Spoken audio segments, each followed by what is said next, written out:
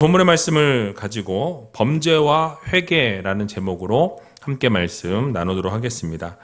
우리 옆에 계신 분들에게 오늘 이렇게 인사했으면 좋겠는데요.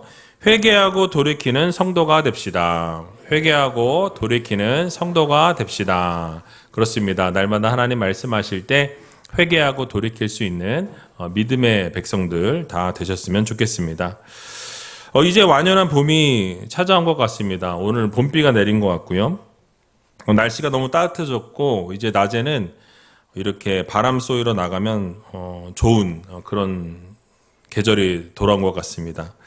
이제 여기저기 꽃이 피게 될 텐데요. 여러분 올 한 해 정말 꼭 좋은 일들이 가득하셨으면 좋겠고요. 행복한 시간들이 넘쳐나셨으면 좋겠습니다.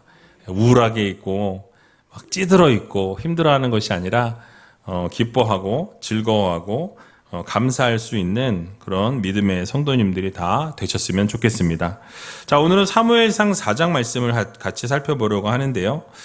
두 절의 말씀이지만 이 두 절의 내용을 보게 되면 이스라엘과 블레셋의 전투에 대한 부분들이 기록되어져 있습니다. 그래서 이 말씀을 통해서 하나님께서 우리들에게 주시고자 하는 교훈의 말씀이 무엇인지 같이 한번 생각해보는 시간을 갖도록 하겠습니다. 자, 오늘 1절 말씀 같이 한번 읽어보겠습니다. 사무엘의 말이 온 이스라엘에 전파되니라. 이스라엘은 나가서 블레셋 사람과 싸우려고 에벤에셀 곁에 진치고 블레셋 사람은 아벡에 진쳤더니. 아멘. 자, 먼저 1절 이 상반절 앞에 있는 부분을 보게 되면 먼저 사무엘의 말이 온 이스라엘에 전파되었다라고 이렇게 설명하고 있습니다. 이 말씀은 지난번에 살펴보았던 3장 이 끝부분의 말씀과 연결이 되어지는 부분입니다. 그래서 단에서부터 브엘세바까지 전 이스라엘에 거하는 이스라엘 백성들이 사무엘이 전한 말씀을 들었다라고 이렇게 말씀을 드렸었죠. 그리고 그 말을 진리로 받아들였고 하나님이 보내신 선지자라고 그들이 인정했다라고 그렇게 말씀을 들었습니다. 다시 말씀드리면 이 앞에 있는 문장들 3장 이 후반절에 있는 말씀과 4장 1절에 있는 말씀이 연결되어지게 되면 이 하나님께서 사무엘과 함께 하셔서 이 사무엘의 예언이나 사무엘의 말이 하나도 땅에 떨어짐이 없도록 하나님께서 다 이루셨다라고 말씀하셨죠. 그리고 그로 인해서 사무엘은 모든 백성들로부터 인정받고 하나님의 선지자로 이렇게 존경받게 되었다라고 성경은 말씀하고 있는 것입니다. 그리고 그 결과로 어떻게 되었느냐? 오늘 본문에 나와 있는 것처럼 사무엘의 말이 온 이스라엘에 이제 전파되었다라고 이렇게 설명하고 있는 것입니다. 그래서 이 학자들은 이 전파되니라라고 말하고 있는 1절 이 상반절까지를 이 3장 후반절과 함께 연결해서 봐야 한다라고 이야기하고요. 그래서 그 3장을 그렇게 마감을 하고 이 4장 1절 하반절인 이스라엘은부터 이 새로운 문장으로 시작되어진다라고 이야기하고 있습니다. 어떻게 그리고 나서 이야기하고 있습니까? 사무엘의 말이 온 이스라엘에 전파된 그 이후에 어떤 일이 벌어지기 시작합니까? 이스라엘과 이 블레셋이 이 대치 국면에 접어들게 되었다라고 말씀하고 있는 것입니다. 그래서 이스라엘은 에벤에셀 곁에 진을 치게 되었고 블레셋 사람들은 이 아벡이라는 곳에 진을 쳤다라고 말씀하죠. 자, 여러분들이 아시는 것처럼 이 블레셋과 이스라엘의 이 역사는 참 오랜 역사를 가지고 있습니다. 사사시대 때 이미 블레셋이 항상 이스라엘을 괴롭히고 못살게 구는 이방 나라 가운데 하나였다라는 것이죠. 그래서 여러분이 잘 아시는 삼손을 하나님이 사사로 부르시고 세우실 때에 이 블레셋의 압제에서부터 구원해 내시기 위해서 삼손을 세우셨다라고 성경은 말씀하고 있습니다. 그리고 그 이후에도 블레셋은 이스라엘 침공을 계속해서 하게 되는 것을 보게 됩니다. 그래서 사울 시대에도 계속해서 이 블레셋과 전쟁하는 부분들이 그려져 있는 것을 보게 됩니다. 뿐만 아니라 다윗 시대에 와서도 블레셋을 다윗이 완전히 정복하기 전까지는 계속해서 이 블레셋이 이스라엘을 공격했다라고 성경은 말씀하는 것을 우리는 보게 되죠. 자, 그런데 성경에서 이방 민족들이 이스라엘을 침공했다라는 것, 공격했다라는 것은 이 단순한 어떤 영역을 확장하기 위해서라든지 또 그냥 분쟁이 일어났다라는 그 의미만을 지니고 있지 않다라는 거예요. 여러분, 이스라엘은 여느 민족과 다르게 하나님의 열방 가운데에서 선택하신 백성, 즉 선민이라고 하죠. 선민이라고 우리가 알고 있습니다. 자기 백성 삼으신 하나님의 자녀요, 하나님의 백성들이 바로 이스라엘 백성들이었다라는 거예요. 그러므로 이방 민족들이 이 이스라엘을 침공하고 이스라엘을 못살게 굴고 그렇게 공격했다라는 것은 하나님의 허락 없이는 불가능했다라는 말씀이죠. 따라서 오늘 본문에 나오는 블레셋의 이 이스라엘 침공 역시도 이 하나님의 허락하심 아래서 이 모든 일들이 이루어졌다라고 우리는 보아야 한다라는 말씀입니다.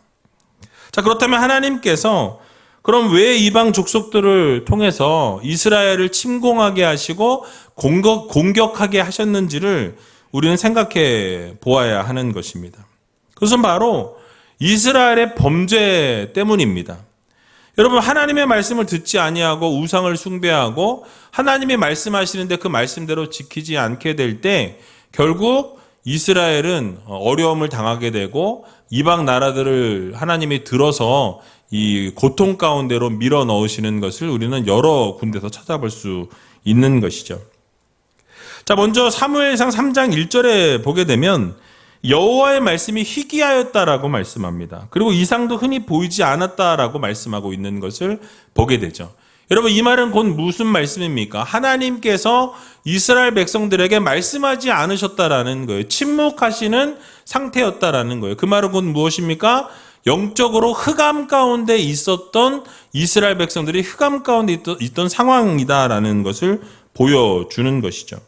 그러니까 하나님의 말씀이 희귀하였고 또 하나님이 이상 가운데 환상 가운데 말씀하시는 일이 드물었다, 없었다라고 말씀하는 것입니다.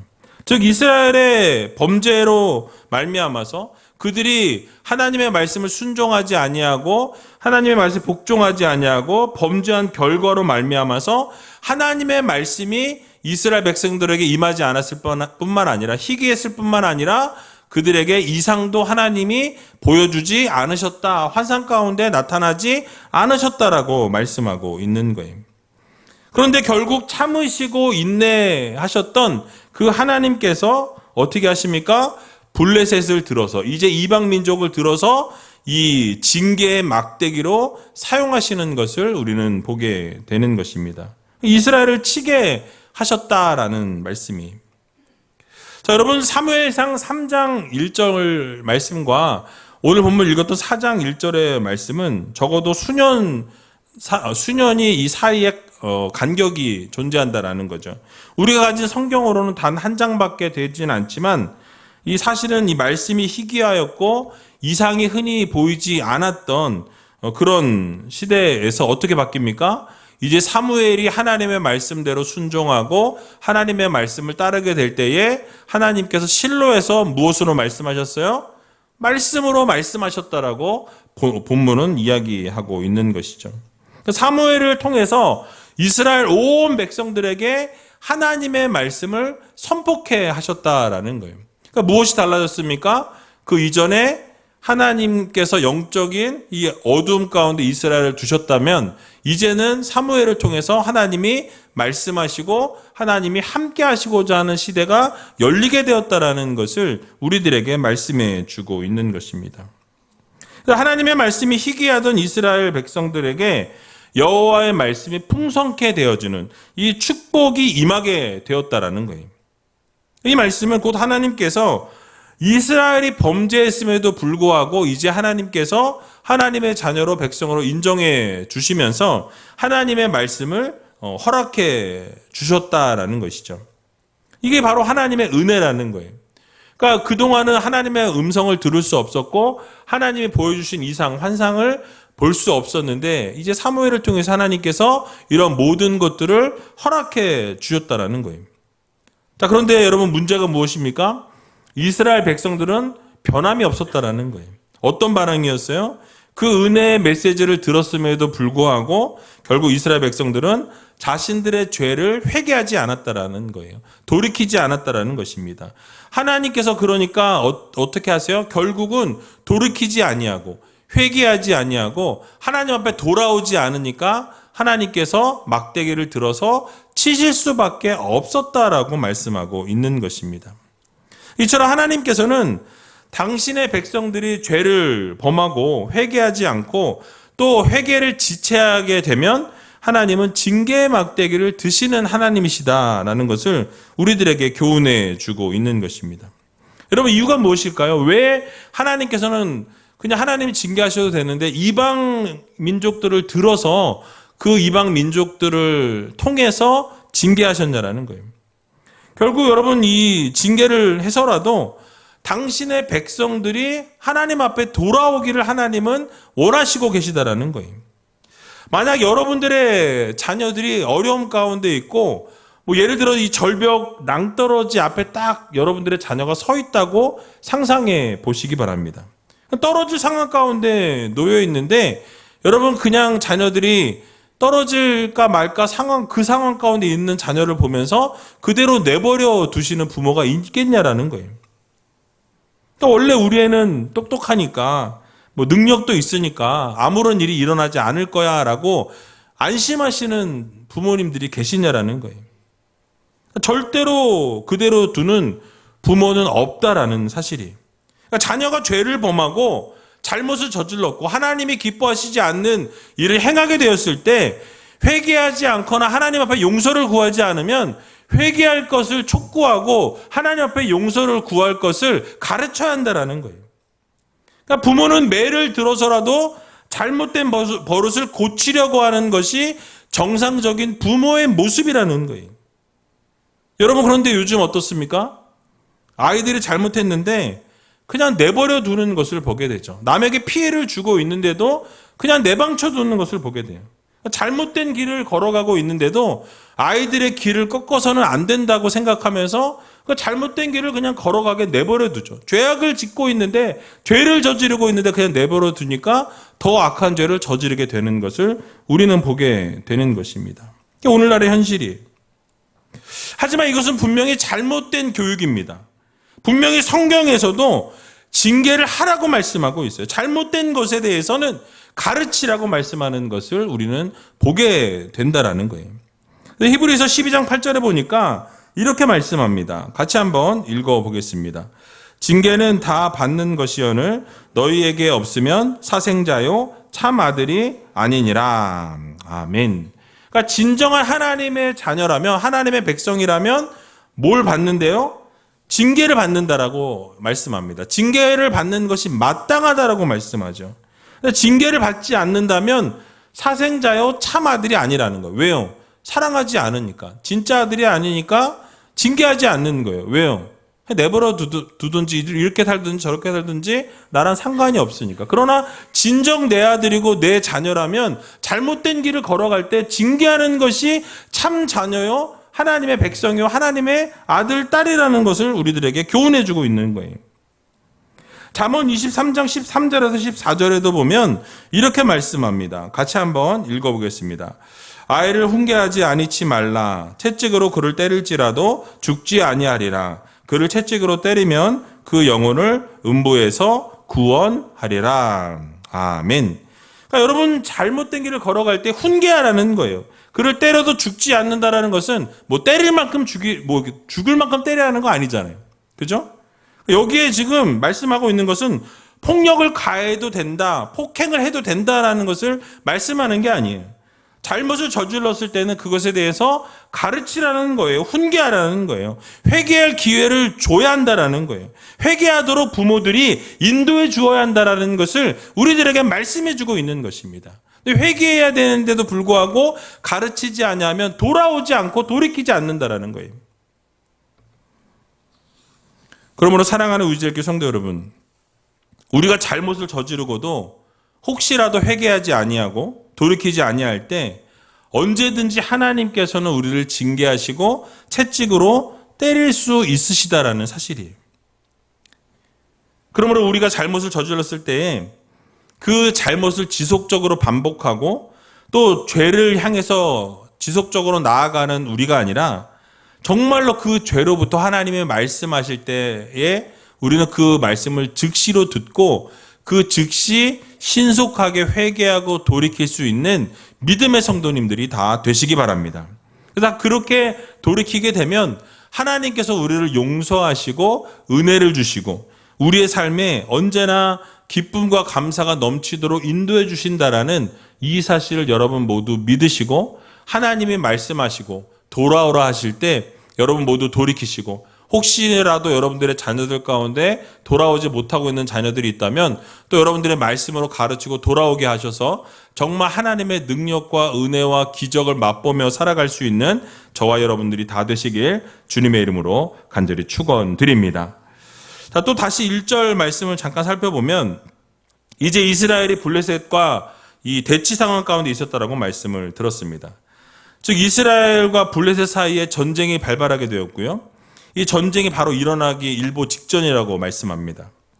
즉 이스라엘 이 전쟁이 발발하게 된 그 원인에 대해서는 오늘 본문이 말하고 있지 않기 때문에 정확하게 알 수 없지만 아마도 앞에서 말씀드렸던 것처럼 블레셋이 아마도 이스라엘을 공격할 준비를 침공했다는 것을 우리가 알 수 있다라는 거예요. 왜냐하면 사울 시대 이전까지 대개 블레셋이 이스라엘을 침공해서 전쟁이 시작되어지는 것을 우리는 성경을 통해서 보게 됩니다. 즉 블레셋이 이스라엘을 집어삼키기 위해서 틈만 나면 어떻게 합니까? 침공하고 공격하고 힘들게 했다라는 사실이에요. 여러분 사실 블레셋은 이스라엘의 이 남방 쪽에 아래쪽에 남쪽에 있는 이 지중해 연안 가운데 있는 국가였습니다. 비록 연합 부족 국가의 형태를 취하고 있었지만은 일찍이 이들은 왕정 제도를 선택했고요. 그리고 강력한 군사력을 길러서 이 주변 나라들을 많이 침공했던 나라 가운데 하나였어요. 그래서 이스라엘에게는 늘 위협적인 존재였다라고 할 수 있습니다. 그래서 이스라엘의 초대 왕이었던 사울은 평생 동안 이 블레셋과의 전투가 계속해서 이어졌던 것을 우리는 성경을 통해서 보게 되는 것이죠. 늘 블레셋의 위협에 시달려야 했다라는 거예요. 그러니까 한마디로 블레셋은 이스라엘의 원수였다 해도 과언이 아닐 것입니다. 그런 블레셋이 멀리 있는 것도 아니고 바로 가까이 있어요. 가까이 있으면서도 지속적으로 공격하고 집어삼킬 것 같이 계속해서 전쟁을 일으키는 호시탐탐 노리고 있는 세력이 바로 블레셋이었다라는 것이죠. 자, 여기서 우리는 한 가지 교훈을 또 얻을 수 있습니다. 오늘 살아가는 성도들에게 있어서 이 블레셋과 같은 존재는 무엇입니까? 성도들 가까이에서 성도들의 영혼을 힘들게 하는, 집어삼키기 위해서 기회를 노리는 자들이 있다라는 거예요. 누구죠? 사단이죠. 마귀가 항상 여러분들을 호시탐탐 노리고 여러분들을 영적으로 쓰러뜨리고 넘어뜨리려고 한다라는 사실이에요. 그래서 사단은 여러분 누구입니까? 타락한 천사예요. 하나님의 원수이자 우리 성도들의 원수라고 말씀드릴 수 있습니다. 그래서 그 원수인 사단은, 그 마귀는 늘 하나님의 백성들을 호시탐탐 노리고 있다라는 거. 가까이에서 어떻게 하면 공격할 수 있을까? 어떻게 하면 쳐서 쓰러뜨리고 넘어뜨릴 수 있을까? 어떤 부분이 연약한 부분이고 어떤 부분을 치면 하나님과 멀어질 수 있을까를 늘 생각하고 공격해 오는 존재라는 거예요.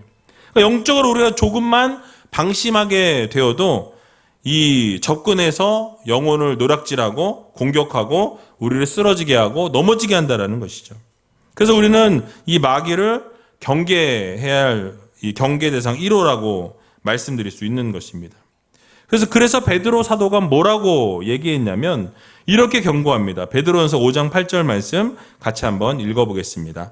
근신하라 깨어라 너희 대적 마귀가 우는 사자같이 두루다니며 삼킬 자를 찾나니. 아멘. 여러분 뭐라고 말씀합니까? 두루 다니면서 삼킬 자를 찾고 있다라고 말씀하고 있어요.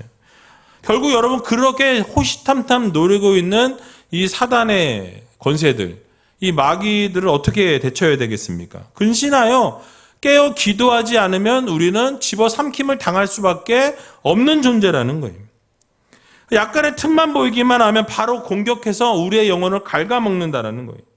우리를 쓰러뜨린다라는 것입니다. 그래서 우리는 언제나 영적으로 깨어있는 믿음의 성도들이 되어야 한다라는 거예요.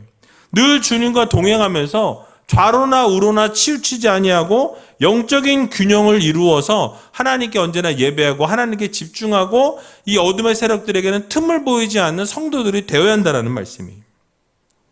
여러분 그렇습니다. 우리가 이 세상 살아가는 동안에 항상 어두움의 세력들과 대치된 상태에 있을 수밖에 없습니다. 그러므로 우리 모두는 하나님의 전신갑주를 입고 기도와 말씀을 가지고 성령 안에서 깨어서 늘 전진해 나가는 삶을 살아가는 성도들이 되어야 할 것입니다. 그래서 여러분들 언제나 깨어서 기도하시고 또 영적으로 민감하게 반응하시고 결국 어떤 상황 가운데서도 하나님의 말씀을 붙들고 어둠의 세력들이 공격할지라도 여러분들을 쓰러뜨리고 넘어뜨릴지라도 여러분들이 이겨내시고 혹시 넘어졌을지라도 다시 한번 주님 말씀 붙들고 일어서셔서 날마다 하나님이 원하시는 또 하나님이 기뻐하시는 아름다운 삶을 살아 올려드리는 저와 여러분들이 다 되시길 주님의 이름으로 간절히 축원드립니다. 마지막으로 2절 말씀 같이 읽어보고 말씀을 마치도록 하겠습니다.